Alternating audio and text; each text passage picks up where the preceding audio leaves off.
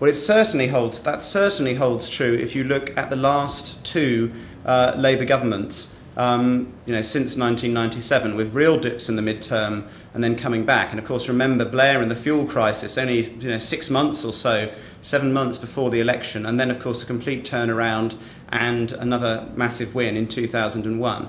I think the midterm effect probably does go on. Whether you can sort of say it will always be there is another matter. And if you look, of course, at John Major's second government after 1992, he lost it in 1992 on Black Wednesday and never got it back.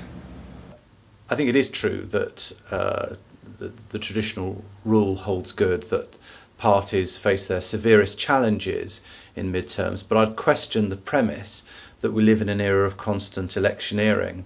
And you just cast your mind back for a moment to the 2005 election, to the run-up to that. Everyone knew it was coming.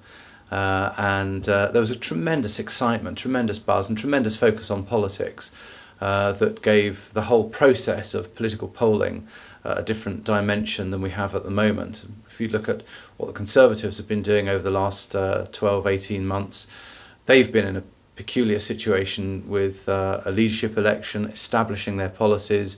We're still yet to get much of the detail of that. And of course, Labour has been going through the turmoil of its own. So midterm blues, yes, but every parliament is different. And let's wait until the election looms closer before we get that sense of buzz and excitement that you really do have around election times. I think it is true that in the age of constant electioneering, patterns may change. We shouldn't assume it's always going to be the same. There's always going to be a return to the government in power. However, the idea behind it is that people use the voting intention question not really to predict how they'll vote necessarily, but to give a thumbs up or a thumbs down to the parties as they stand at the moment. Now, what happens when you actually get to an election, of course, is that people are really making a choice for the next 5 years.